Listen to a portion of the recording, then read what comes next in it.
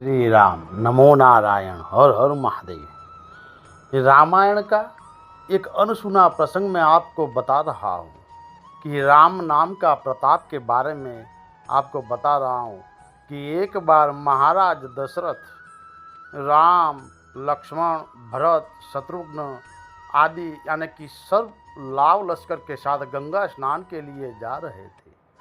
तभी मार्ग में देवर्षि नारद जी ने उनकी भेंट हो गई।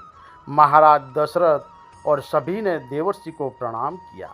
तदनंतर नारद जी ने उनसे कहा, महाराज, अपने पुत्रों तथा सेना के साथ आप कहाँ जा रहे हो? इस पर बड़े ही विनम्र भाव से राजा दशरथ ने बताया कि हे भगवान, हे मुनि श्रेष्ठ, हम सभी गंगा स्नान की अभिलाषा से जा रहे हैं। इस पर मुनि ने उनसे कहा कि हे महाराज, निसंदेह आप बड़े अज्ञानी प्रतीत होते हैं, क्योंकि पति तपावनी भगवती गंगा जिनके चरण कमलों से प्रकट हुई है, वे ही नारायण श्री राम आपके पुत्र रूप में अवतरित होकर आपके साथ में हैं।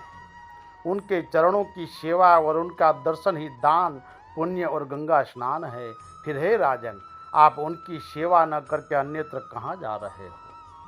पुत्र भाव से अपने भगवान का ही दर्शन करें। श्री राम के मुख कमल के दर्शन के बाद कौन कर्म करना शेष बच जाता है। पति तपावनी गंगा अवनी मंडले, सेई गंगा जन्मी लेन यार पदतले, सेई दान सेई पुण्य सेई गंगा स्नान, पुत्र भावे देखी तुम्ही प्रभु भगवान। ये बाल कांड में लिखा गया है। नारद जी के कहने पर महाराज दशरथ ने वापस घर लौटने का निश्चय किया, किंतु भगवान प्रभु श्री राम ने गंगा जी की महिमा का प्रतिपादन करके श्री माँ गंगा स्नान के लिए ही पिताजी को सलाह दी। तद अनुसार महाराज दशरथ पुनः गंगा स्नान के लिए आगे बढ़े। मार्ग में 3 करोड़ सैनिकों के द्वारा गुरुराज ने उनका मार्ग रोक लिया। गुरुराज ने कहा, मेरे मार्ग को छोड़कर यात्रा करें। यदि इसी मार्ग से यात्रा करना हो तो आप अपने पुत्र का मुझे दर्शन कराए।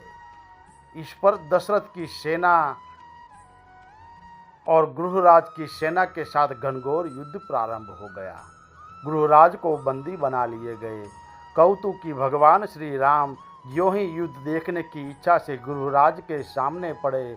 गुरुराज ने दंडवत प्रणाम कर हाथ जोड़कर प्रणाम किया। प्रभु के पूछने पर उसने बताया, है प्रभु, मेरे पूर्व जन्म की कथा आप सुने। हे महाराज दशरथ और प्रभु श्री राम, मैं पूर्व जन्म में महर्षि वशिष्ठ का पुत्र वामदेव था। एक बार राजा दशरथ अंधक मुनि के पुत्र की हत्या का प्रायश्चित पूछने हमारे आश्रम में मेरे पिता वशिष्ठ जी के पास आए, पर उस समय मेरे पिताजी आश्रम में नहीं थे। तब महाराज श्री दशरथ ने बड़े ही कातर स्वर में हत्या का प्रायश्चित बताने के लिए मुझसे प्रार्थना की। उस समय मैंने राम नाम के प्रताप को समझते हुए 3 बार राम राम राम इस प्रकार जपने से हत्या का प्रायश्चित हो जाएगा, ऐसा परामर्श महाराज दशरथ को बतलाया था।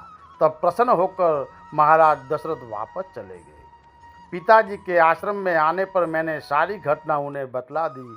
मैंने सोचा था कि आज पिताजी बड़े प्रसन्न होंगे, किंतु परिणाम बिल्कुल ही विपरीत हुआ। पिताजी क्रोधित होते हुए बोले कि हे वत्स, तुमने ये क्या किया?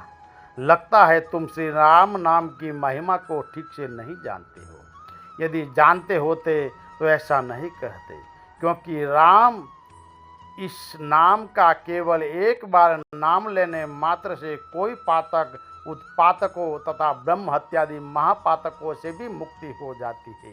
फिर 3 बार राम नाम जपने का तुमने राजा को उपदेश दिया।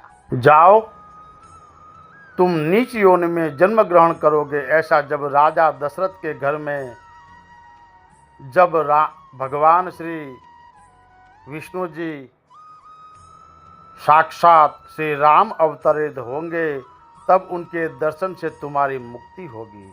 प्रभु, आज मैं करुणा सागर पति तपावन आपका दर्शन पाकर कृतार्थ हुआ। इतना कहकर गुरुराज प्रेम विह्वल रोने लगा। तब दया के सागर प्रभु श्री राम ने उसे बंधन मुक्त किया और अग्नि को साक्षी मानकर उससे मैत्री कर ली। भगवान के मात्र एक नाम का प्रताप कितना है, यह इस प्रसंग से ज्ञात होता है। जय श्री राम। नमो नारायण। हर हर महादेव।